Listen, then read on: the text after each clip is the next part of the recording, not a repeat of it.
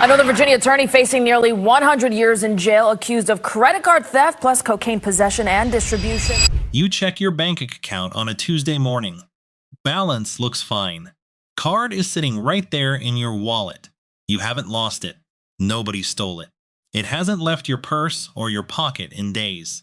And yet, by that evening, there are charges on your account you don't recognize. Stores in cities you've never visited. Dollar amounts that don't make sense. That cold, confused feeling, the kind that makes your stomach drop, is exactly what 7 real people experienced. People who were careful. People who did everything right. And it still happened. Today, I want to tell you their stories, not to scare you, because understanding exactly what happened to them is the most powerful protection you have. We're counting down from scam number 7 to scam number 1. The higher we count down, the more it will surprise you. Let's start. Scam number 7, the neighbor who knew too much, Memphis, Tennessee. This one did not start with a phone call or a fake website. It started with trust. A 77-year-old woman in Memphis, Tennessee had been admitted to a rehabilitation center. She was recovering. She thought her home and her finances were safe. She had a neighbor, a family friend, someone she knew. While she was in that rehab facility, Matthew Malone, a 34-year-old man who lived nearby, used her debit card to make 18 separate trips to an ATM. He withdrew $10,775 in cash. He wasn't done. He then used her card at Target, Kroger, Walgreens, and Hibbett Sports.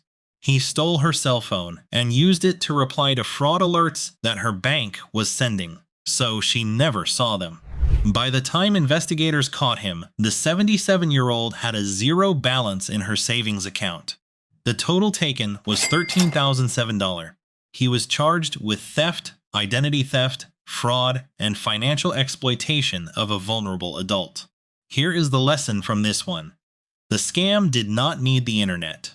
It did not need technology. It needed access and trust. If someone in your life has a caregiver, a neighbor, or anyone with regular access to their home, their phone, or their wallet, their debit card needs to have real-time alerts turned on. Every single transaction, no matter how small, should fire an alert to a second trusted person. That one step would have stopped this on the very first ATM visit. Scam number 6, the gas pump that cost her hundreds United States, 2024. She stopped at a gas station she didn't usually visit, paid at the pump the way she always does, filled up, drove away. A few days later, she spotted several strange transactions in her bank account, some for just a few dollars, some in the hundreds. Her card was in her wallet. It had never left. Nobody had touched it. Her debit card information had been stolen by a skimming device installed inside the card reader at that pump. She reported the fraud to her bank within 24 hours. Her bank confirmed the charges were fraudulent and issued a refund. She was lucky. Most people are not that fast. Here is what happened at that pump and why she had no way of knowing. Skimming devices today are thinner than a credit card. They slide inside the card reader, slot in under a minute, and are invisible from the outside. When she inserted her card, the device captured every piece of data stored on the magnetic stripe. That data was then transmitted wirelessly to someone nearby and used to make purchases. No PIN required, no physical card required, just the numbers. This particular type of fraud increased 30% in the second half of 2024 compared to the first half of that year.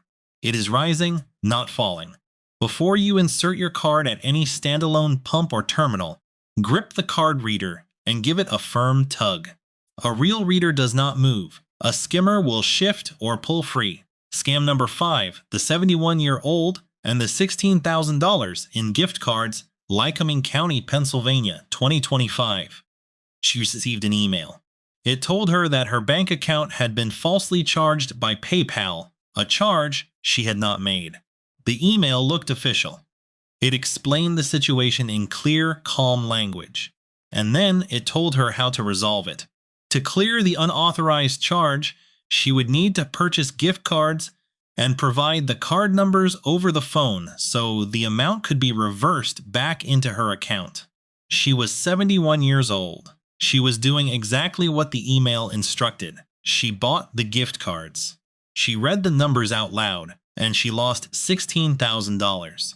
Pennsylvania State Police confirmed this incident in Lycoming County in 2025. The money was gone the moment those card numbers were read aloud. There is no reversal. There is no recovery. Here is the one sentence that covers every version of this scam. Gift cards from Target, Walmart, Google Play, iTunes, or anywhere else are never ever a legitimate payment method for a bank, a government agency, PayPal, or any real institution. The moment anyone asks you to pay a fee or reverse a charge using a gift card, the call is over. Full stop. Scam number 4, Sherry from Georgia and the card that never left, the Vault, Georgia, 2025. This one is the most unsettling story on this list, and I want you to hear it in Sherry's own words. She wrote to a security expert and said, "Yesterday, I learned that someone had stolen my debit card information. I was alerted by my bank at 10 p.m. that someone tried to use my card in Brazil. I am in the southern United States and have never traveled outside the country. This particular debit card has never been used and has never been out of a locked vault. It has been activated, and once activated, I locked it up. No one had access to it. So how could someone have my card information? I asked at my bank, and after speaking to several people, they are at a loss as to what to tell me." Sherry did everything perfectly. She activated the card. She locked it away. She never used it, and it was still stolen. What happened to Sherry is called a bin attack. Every debit card issued by the same bank starts with the same identifying digits. Criminals use software to generate and test hundreds of thousands of possible number combinations against real payment systems using tiny transactions. When a combination works, it gets flagged and used immediately. There was no human being targeting Sherry specifically. A machine found her card number through automated guessing before she ever swiped it once. The defense is real-time alerts turned on the moment any card is activated, even if you never plan to use it right away. Scam number 3, Kelly Nimi and the cheer team's 13,347 Townsend, Massachusetts. 2025. Kelly Nimi is an IT professional. She knows how technology works. She is also the president of a local youth cheer squad in her small Massachusetts town. On a Sunday morning, she woke up and found unfamiliar charges on her Bank of America debit card, purchases of edible decorations she had not made. She called the bank, reported the charges, and moved on with her day. That was the right thing to do. But a few minutes after that call, someone claiming to be from Bank of America's fraud department called her back. They told her the situation was worse than she thought. They transferred her to a higher fraud department. That person told her that a second account, the youth cheer program's account at a completely separate local bank, was also at risk. Then they offered to transfer her to that local bank's fraud department, a bank that, as Kelly later discovered, does not even have its own fraud department. By Tuesday, Kelly was inside a bank branch withdrawing all $13,347 in cash from the cheer team's account and walking it to an ATM to deposit it into an account the scammers had directed her to. She thought she was protecting the children's funds. She was handing them directly to the people who had set this entire sequence in motion. Here is the mechanism that made this work. The first real fraud alert, the edible decoration charges, was the bait. It was designed to get her on the phone with her bank, establish that fraud was real, and then let the scammers step in as the solution. One bank will never transfer you to another bank's fraud department. That handoff is the tell. The moment it happens, hang up. Scam number 2, Tom and Ann Hill, the couple who did everything right and still lost $42,000. Augustine, Florida, January 2024. This is the story that I think about the most because Ann Hill did something that consumer advocates tell you to do. On January 18, 2024, she received a text message about an unusual transaction on her Chase debit card. She did not reply to the text. She did not click a link. She picked up her phone, found the customer service number printed on the back of her debit card, and called it. That is exactly what you are supposed to do. While she was on that call with the real Chase Bank, a scammer who had sent the original text was already dialing her back.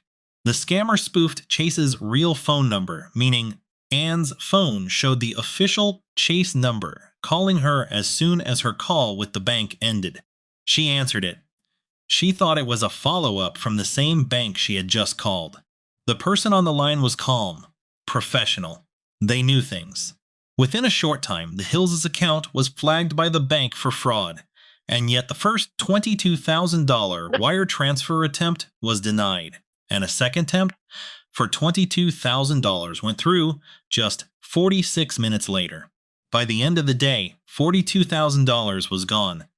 Tom and Ann Hill are in their 70s. They live on a fixed income.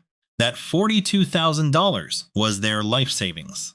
Chase denied their claim for nearly 2 years, saying the wire transfers had been authorized. It took a news investigation, police audio recordings, and the detective saying on record that the voice authorizing those transfers was clearly not Ann's before Chase agreed to reimburse them. The lesson from Tom and Ann is the hardest one on this list. Calling the number on the back of your card is still the right thing to do, but after you hang up, do not answer the very next call. Scammers who send the initial text know exactly when you are likely to call your bank. They are waiting for you to hang up so they can call right back. Let it go to voicemail. Call the bank again yourself if you need to. Scam number 1, Deborah Moss and the $160,000 that took 12 years to save Guerneville, California. This is scam number 1.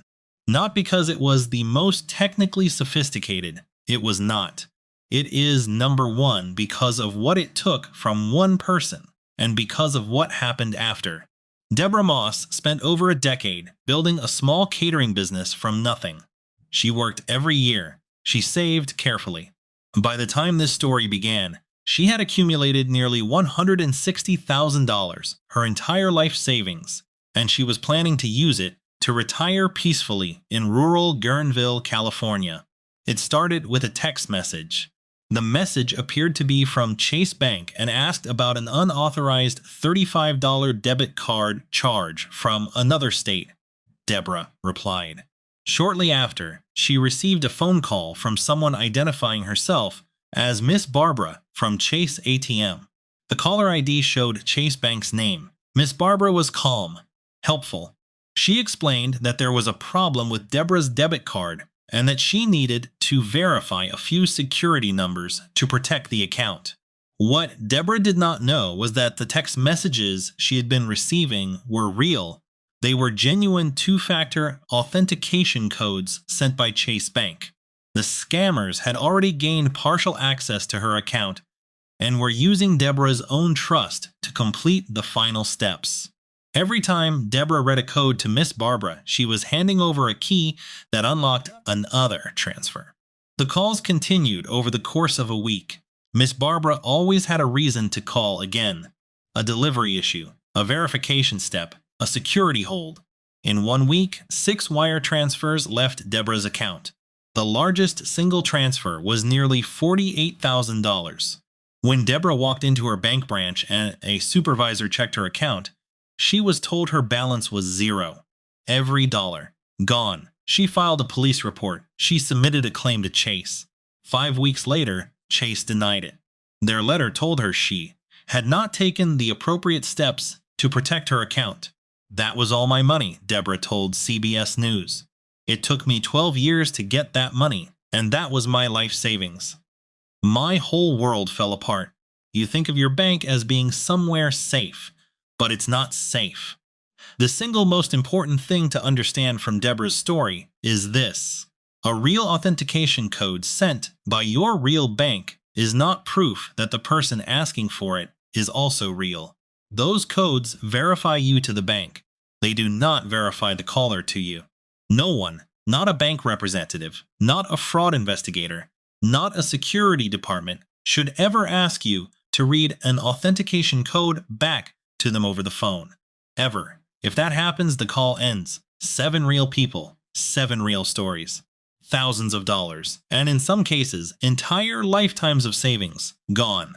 And in every single case, no physical card was needed. No PIN was required. Just access. Just trust. Just one moment of believing the person on the other end was who they said they were. Here is what you take from today. Turn on real-time transaction alerts in your bank's app right now. Not tomorrow. Today. Know how to freeze your card in 2 taps. And remember this, above everything else, no legitimate bank, government agency, or institution will ever ask you to read an authentication code, purchase gift cards, or hand your card chip to a stranger at your door. If you know someone who could use this, a parent, a neighbor, a friend who picks up every call, send this to them. Deborah Moss lost 12 years of savings in 1 week. You now know exactly how it happened. That knowledge is worth something. Pass it on.